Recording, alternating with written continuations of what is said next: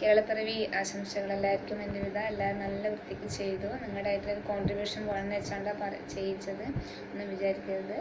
Very good, keep it up. Then finally we also reached end portion of our chapter Struggle and Freedom.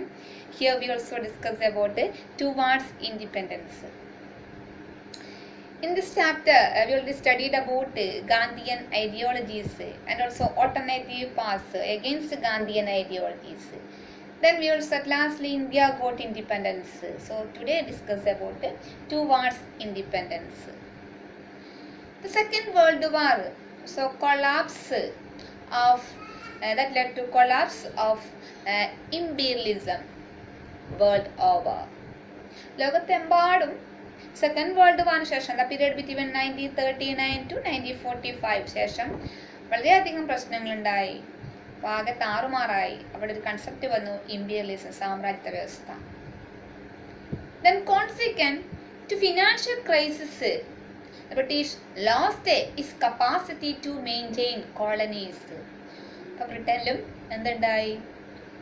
Financial crisis ഉണ്ടായി, സാമ്പത്തിക മാന്ദ്യം ഉണ്ടായി. അതുകൊണ്ട് തന്നെ ബ്രിട്ടന് അതിൻ്റെ കോളനീസിനെ മെയിൻറ്റെയിൻ ചെയ്യാൻ സാധിച്ചില്ല. കോളനീസ് കുറേ അടുത്ത് കോളനീസ് സ്ഥാപിച്ചു എന്നും പറഞ്ഞു. അപ്പോൾ ആ കോളനീസിനെ ഒന്ന് മെയിൻറ്റെയിൻ ചെയ്യാൻ വേണ്ടിയിട്ട് ബ്രിട്ടന് സാധിച്ചില്ല. Then intensified freedom struggle in the continents of Asia and Africa on the one side. അപ്പോൾ ഏഷ്യയിലെയും ആഫ്രിക്കയിലെയും സ്വാതന്ത്ര്യത്തിന് വേണ്ടിയിട്ട് തീവ്രമായ സ്ട്രഗിൾ നടക്കുന്ന സമയമായിരുന്നു. അത് ഒരു ഭാഗത്ത് നടക്കുന്നുണ്ട്. മറുഭാഗത്ത് എന്തായിരുന്നു അന്നേരം? അതെ, it also on the one other hand the America and Soviet policy against colonialism on the other. അമേരിക്കയും അതുപോലെ തന്നെ സോവിയറ്റ് പോളിസിയും അവരെന്തിനാ എഗെയിൻസ്റ്റ് ആയിരുന്നു? കൊളനി വാഴ്ചയ്ക്ക് എഗെയിൻസ്റ്റ് ആയിരുന്നു. ഇത് മറ്റൊരു ഭാഗത്ത് നടന്നു. Force the British to free India from their clutches. അപ്പോൾ ഇത് ബ്രിട്ടീഷേഴ്സിനെ വളരെയധികം മോശമായ രീതിയിലല്ല ബാധിക്കുന്നത്. കാരണം ഇപ്പുറത്തും ബ്രിട്ടീഷേഴ്സിനെ തുരത്താൻ വേണ്ടി ഇന്ത്യയിലും ആഫ്രിക്കയിൽ, അതായത് ഏഷ്യയിലും ആഫ്രിക്കയിലൊക്കെ പോരാട്ടം, അതുപോലെ അമേരിക്കയിലും അതുപോലെ തന്നെ നടക്കുന്നുണ്ടായിരുന്നു. അപ്പോൾ അവരൊക്കെ ആർക്ക് എഗെയിൻസ്റ്റ് ആയിരുന്നു? ബ്രിട്ടീഷേഴ്സിന് എഗെയിൻസ്റ്റ് ആയിരുന്നു. Then അവരെന്ത്, they also forced the free to India, ഇന്ത്യയുടെ സ്വാതന്ത്ര്യം കൊടുക്കണമെന്ന് അവർ വിചാരിച്ചു അല്ലേ. And also from their clutches, അവരുടെ കയ്യിൽ നിന്ന് അവർക്ക് ഇന്ത്യയെ സ്വാതന്ത്ര്യമായിട്ട് നമുക്ക് വിട്ടുതരാൻ അവർ ഫോഴ്സ്, അവർക്ക് അത്രക്കും ശക്തമായ എതിർപ്പ് നേരിടേണ്ടി വന്നു. Then the new British government that came into power under the Labour Party led by Clement Attlee. അങ്ങനെ പുതിയൊരു ബ്രിട്ടീഷ് ഗവൺമെൻറ് കടന്നു വന്നു. Especially at also the at the power of Labour Party. Then ആരുടെ നേതൃത്വത്തിലാണ്, ആരുടെ ലീഡർഷിപ്പായിരുന്നു? Clement Attlee.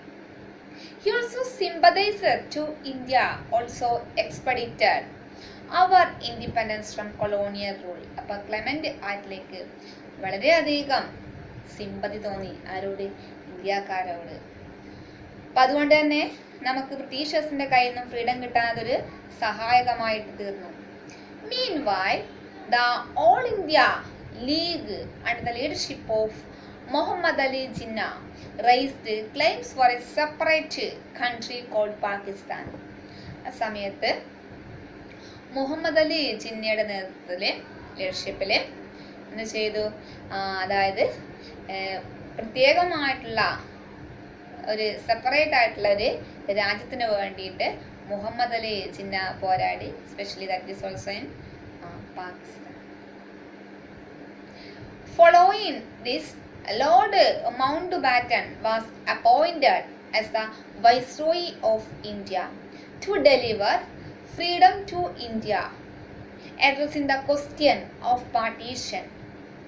അങ്ങനെ Mountbatten viceroy ആയിട്ട്, ഇന്ത്യയിലെ വൈസ്രോയി ആയിട്ട് വരികയും അതിൻ്റെ ഫലമായിട്ട് അദ്ദേഹം ഇന്ത്യയുടെ സ്വാതന്ത്ര്യം പ്രഖ്യാപിക്കുകയും ചെയ്തു. Addressing the question of partition, അവിടെ ഒരു ക്വസ്റ്റ്യൻ വന്നു. ഇന്ത്യ പാകിസ്ഥാൻ ഡിവിഷൻ, അതിനെ ഡിവൈഡ് ചെയ്ത് ഇന്ത്യയും പാകിസ്ഥാനെയും വേറെ ആക്കിയ. Then he argued that freedom for India was impossible without partition, and to support this argument, to prepare a strategy called Mountbatten Plan.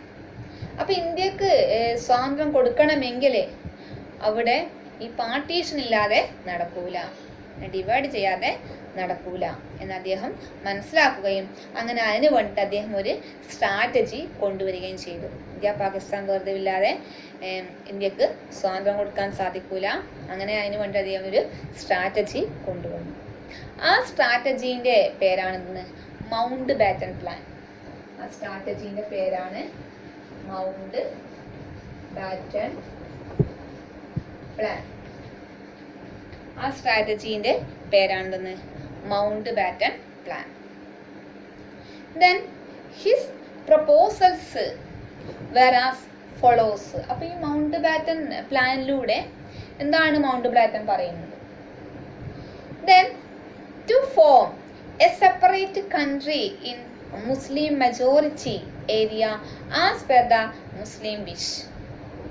അപ്പോൾ മുസ്ലിം majority ആയിട്ടുള്ള ഒരു കൺട്രി വേണമെന്ന് പറഞ്ഞു, അതും മുസ്ലിംസിന്റെ ആഗ്രഹപ്രകാരം. To divide Punjab and Bengal, പഞ്ചാബിനെയും ബംഗാളിനെയും ഡിവൈഡ് ചെയ്യാൻ. Then to conduct a referendum to determine whether to add northwest frontier province to Pakistan or not. അവിടെ ഒരു റെഫറൻഡം വെക്കേണ്ടി വന്നു, ഒരു അഭിപ്രായ വോട്ടെടുപ്പ് വേണ്ടി വന്നു. എന്തുകൊണ്ടാണ്? അതായത് നോർത്ത് വെസ്റ്റ് ഫ്രോണ്ടിയർ പ്രൊവിൻസ് പാകിസ്ഥാന്റെ കൂടെയാണോ അതോ ഇന്ത്യന്റെ കൂടെയാണോ, അല്ലെ? അങ്ങനെ ഒരു അഭിപ്രായ വോട്ടെടുപ്പ്, റെഫറൻഡം അവിടെ വെക്കേണ്ടി വന്നു. Then to appoint a commission to determine the borders in Punjab and Bengal. ഒരു കമ്മീഷനെ അപ്പോയിന്റ് ചെയ്തു. എന്നിട്ട് എന്തിനു വേണ്ടിയിട്ട് ബോർഡേഴ്സ് പഞ്ചാബിന്റെയും ബംഗാളിലെയും അത് തിരിക്കാൻ വേണ്ടിയിട്ട്. ഇതൊക്കെയാണ് അദ്ദേഹത്തിന്റെ ഈ മൗണ്ട്ബാറ്റൻ പ്ലാനിലൂടെ, ഈ സ്ട്രാറ്റജിയിലൂടെ അദ്ദേഹം പ്രപ്പോസ് ചെയ്യുന്നത്. ആര്? Mountbatten, viceroy of India.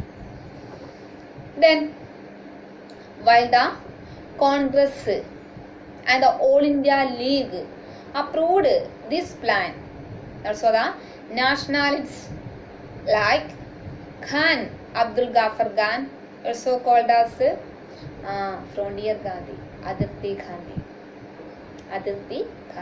Frontier Gandhi, so vehemently opposed it.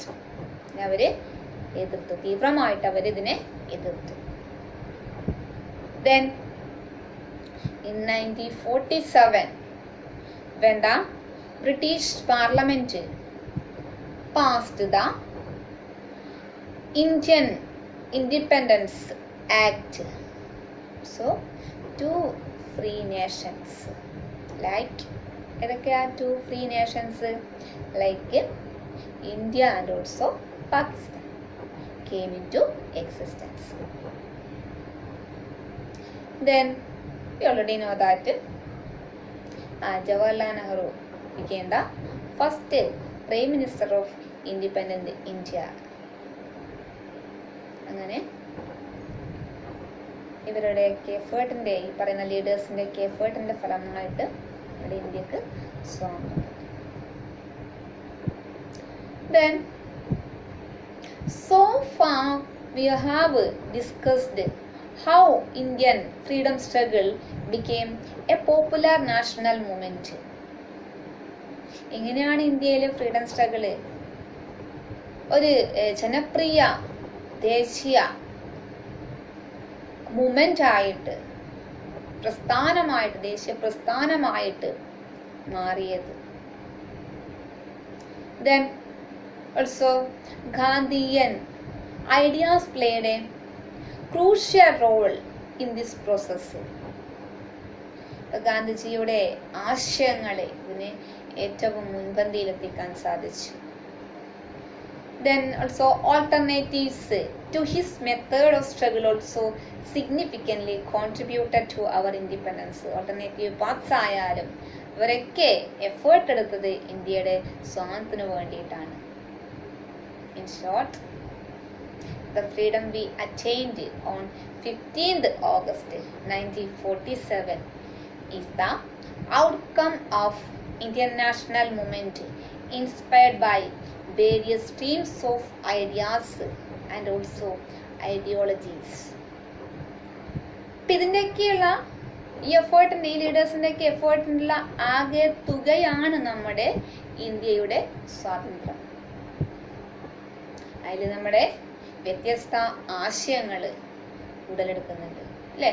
വ്യത്യസ്ത ആശയങ്ങൾ, വ്യത്യസ്ത കാഴ്ചപ്പാടുകളൊക്കെ നമ്മൾ ഈ ചാപ്റ്ററിൽ കണ്ടു കഴിഞ്ഞു.